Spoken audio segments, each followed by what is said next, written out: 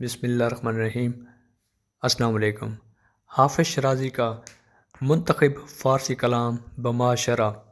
لے کر ایک مرتبہ پھر آپ کی خدمت میں حاضر ہیں۔ حافظ شیرازی کے کلام کا اگر کسی اردو کے عظیم شاعر کے کلام کے ساتھ تقابلی جائزہ لیا جائے تو بجا طور پر مرزا اسد اللہ خان غالب واحد وہ اردو کے شاعر ہیں کہ جن کے حسن تخیل، شوخی، ظرافت، مشکل پسندی اور بے باکی کا بجا طور پر موازنہ حافظ کے کلام کے ساتھ کیا جا سکتا ہے کہ حافظ نے بھی ویسے ہی مشکل پسندی، پرپیچ تراکیب اور مشکل خیالات کا اظہار کیا ہے کہ جس طرح مرزا اسد اللہ خان غالب کے کلام میں برملا جنس کا اظہار ہے۔ تو آج ہم جو حافظ شیرازی کے منتخب فارسی اشعار پیش کر رہے ہیں ان کے ساتھ ساتھ ہم مرزا اسد اللہ خان غالب کے اشعار بھی پیش کرنے کی جسارت کریں گے کہ جن میں کافی حد تک مماثلت پائی جاتی ہے۔ حافظ لکھتے ہیں: جاں بے شکرانہ کنم صرف گر آں دانۂ در، جاں بے شکرانہ کنم صرف گر آں دانۂ در، صدف دیدہ حافظ شد آرام گہش۔ کہ اگر وہ موتی حافظ کی آنکھوں کی سیپ کو مستقل طور پر اپنی آرام گاہ بنا لیتا ہے، مستقل طور پر حافظ کی آنکھوں کی سیپ میں سکونت اختیار کر لیتا ہے، قیام کر لیتا ہے، تو میں شکرانے کے طور پر اپنی جان قربان کر دوں گا۔ یہ ایک مشکل شعر ہے۔ یہاں پر اگر دیکھا جائے تو ایک علامت کے طور پر، ایک علامتی طور پر حافظ گویا اپنے محبوب کے دل کی بات کر رہے ہیں کہ اگر محبوب اپنا دل میرے حوالے کر دیتا ہے تو میں اپنی آنکھوں کی سیپ میں اس کو رکھ لوں گا، گویا اپنی آنکھوں کے صدف میں آنکھوں کی سیپ کی جو آرام گاہ ہے وہ اس کے سپرد کر دوں گا، اور شکرانے کے طور پر چونکہ محبوب نے اپنا دل مجھے سونپ دیا ہے تو شکرانے کے طور پر میں اپنی جان قربان کر دوں گا۔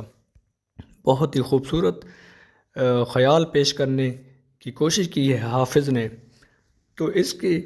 خیال سے ملتا جلتا جو غالب کے اشعار میں کچھ پرتو ہے، اس حوالے سے غالب کچھ یوں کہتے ہیں: واں خود آرائی کو تھا موتی پرونے کا خیال، واں خود آرائی کو تھا موتی پرونے کا خیال، یاں ہجوم اشک میں تارے نگاہ نایاب تھا۔ اب یہاں پر دیکھیں کہ مرزا اسد اللہ خان غالب نے بات کچھ بہت ہی نرالے ڈھنگ سے کی ہے کہ محبوب گویا اپنے آپ کو سنوارنے میں اتنا مشغول تھا کہ اپنے حسن کو گویا موتیوں کی طرح ایک لڑی میں پرو رہا تھا، جبکہ یہاں پر میرے دل پر جو غم کی کیفیت تھی وہ ایسی تھی کہ گویا اشکوں کی لڑی بندھی ہو، اور جس کی وجہ سے جو آنکھوں کی بینائی ہے اس کی جگہ آنکھوں کے سامنے اندھیرا چھایا ہوا ہے۔ اس شعر میں اور حافظ کے شعر کے اگر مماثلت کی جائے تو گویا دیکھیں کہ حافظ نے ایک جگہ وہ محبوب کا دل ہے جس کو اس نے موتی کی مانند کہا ہے، تو دوسری دفعہ جو آنکھوں کا موتی ہے کہ جس طرح کہتے ہیں کہ آنکھوں میں موتیا اترایا ہو، تو اس کے ساتھ آنکھوں کا جو موتی ہے اس کے ساتھ تشبیہ دی ہے۔ بالکل ویسے ہی غالب نے جہاں پر ایک طرف تو جو محبوب ہے غالب کا وہ گویا اپنے حسن کو موتی جو حسن کے موتی ہیں یا حسن اس کی خوبیاں ہیں ان کو ایک لڑی میں پرونے کی تگ و دو میں ہے، جبکہ دوسری طرف غالب کی آنکھوں میں جو اشکوں کی لڑی ہے وہ بندھی ہوئی ہے۔ تو دونوں اشعار میں بڑا خوبصورت خیال موجود ہے۔ حافظ مزید لکھتے ہیں: میرا کاریست مشکل با دل خویش، کہ گفتن می نیارم مشکل خویش۔ کہ مجھے اپنے دل کے ساتھ ایک بہت ہی مشکل معاملہ درپیش ہے، یعنی میں اپنے دل کے ساتھ ایک بہت ہی مشکل بات کہنا چاہتا ہوں، اظہار کرنا چاہتا ہوں، مگر مشکل یہ ہے کہ مجھے سمجھ نہیں آ رہی کہ میں اپنے دل کو یہ بات کس طرح سمجھاؤں۔ تو ظاہر سی بات ہے کہ یہ ایک شاعر کا تخیل ہے کہ وہ دل کو سمجھانا چاہتا ہے، چونکہ دل پر جدائی کے بعد جو بے قراری کی کیفیت ہے دل اس کو سمجھ نہیں رہا، تو گویا حافظ بھی کچھ اسی طرح کا اظہار کر رہے ہیں۔ تو غالب بھی کچھ اسی طرح کی یہاں پر خامہ فرسائی کرتے ہوئے کہتے ہیں، دل ہی تو ہے نہ سنگ و خشت درد سے بھر نہ آئے کیوں، دل ہی تو ہے نہ سنگ و خشت درد سے بھر نہ آئے کیوں، روئیں گے ہم ہزار بار کوئی ہمیں ستائے کیوں، واں وہ غرور و عز و ناز یاں یہ حجاب پاس وضع، راہ میں ہم ملے کہاں بزم میں وہ بلائے کیوں، کہ گویا دل پر جو کیفیت ہے وہ سنگ و خشت سے کہیں بڑھ کر دل کی کیفیت اور ہے، کہ جب دنیا کے رنج و الم حد سے بڑھیں گے تو یقینی بات ہے کہ دل پر جو گریہ زاری کی کیفیت ہے وہ وارد ہوگی۔ تو یہی کیفیت گو مگوں کی اسی کیفیت میں گویا حافظ نے جو اظہار کیا ہے کہ دل کی جو کیفیت ہے وہ اپنے دل کو دلاسا دینا چاہتے ہیں، مگر سمجھ نہیں آ رہی کہ اپنے دل کو کیوں کر اور کیسے سمجھائیں۔ مزید لکھا، خیالت داند و جان من از غم،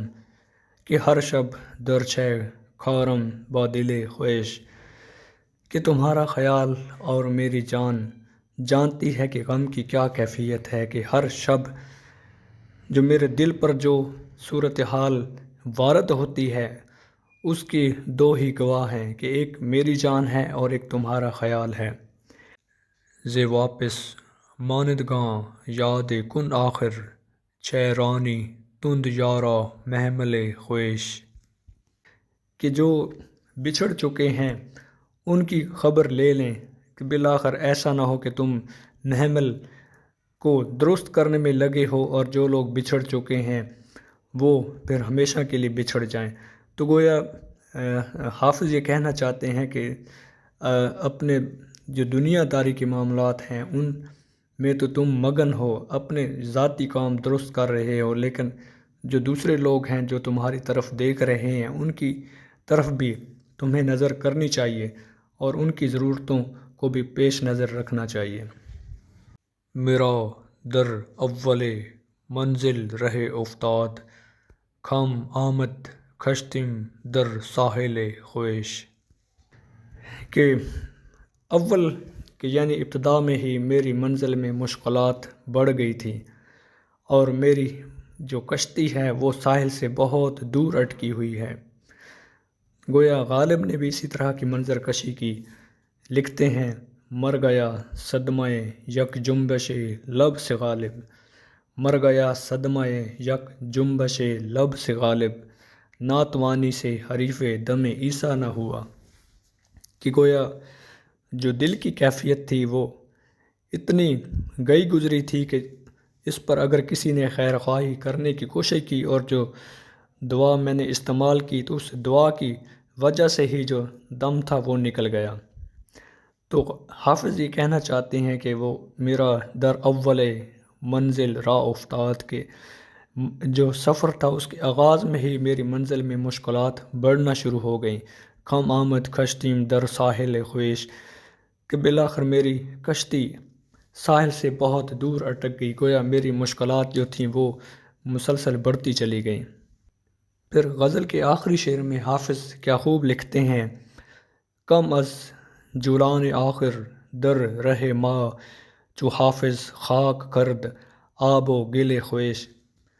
کہ کم از کم ایک مرتبہ تو ادھر کا رخ اختیار کرو، کہ دیکھو تو تمہاری یاد میں حافظ نے اپنے جسم کو خاک کر لیا ہے، کہ گویا حافظ محبوب کا انتظار کرتے کرتے اس دار فانی سے کوچ کر گئے ہیں، افق کے اس پار چلے گئے ہیں، مگر ابھی تک محبوب نے ادھر کا رخ اختیار نہیں کیا۔ تو محبوب سے مخاطب ہو رہے ہیں کہ جان نکل چکی ہے، اور یہاں تک کہ جان نکلنے کے بعد جو جسم ہے وہ خاک میں مل چکا ہے، اور اب خاک کی صورت میں میری قبر میرا مزار موجود ہے، اگر تم میرے ہوتے ہوئے تو نہیں آئے تو کم از کم اب آ کر اس خاک کی زیارت ہی کر لو۔ غالب اسی حوالے سے لکھتے ہیں، آہا کو چاہیے ایک عمر عصر ہونے تک، آہا کو چاہیے ایک عمر عصر ہونے تک، کون جیتا ہے تیری زلف کے سر ہونے تک، تا قیامت شب فرقت میں گزر جائے گی عمر، 7 دن ہم پہ بھی بھاری ہیں سحر ہونے تک، ہم نے مانا کہ تغافل نہ کرو گے لیکن خاک ہو جائیں گے ہم تم کو خبر ہونے تک۔ کہ جس طرح حافظ نے کہا کہ ہمارے جیتے جی تو تم نہیں آئے، تو اب کم از کم آ کر اس خاک کی ہی زیارت کر لو۔ تو حافظ نے جو اپنی غزل کے آخری شعر میں جس طرح اظہار خیال کیا کہ ہم نے مانا کہ تغافل نہ کرو گے لیکن خاک ہو جائیں گے ہم تم کو خبر ہونے تک،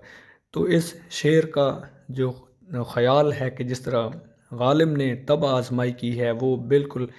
حافظ کے اس شعر سے خوب مماثلت رکھتا ہے۔ تو معزز سامعین و ناظرین، یہ تھے چند منتخب فارسی اشعار جن کی شرح کرنے کی ہم نے جسارت کی ہے۔ امید ہے کہ آج کی یہ کاوش بھی آپ کو پسند آئے گی۔ شکریہ۔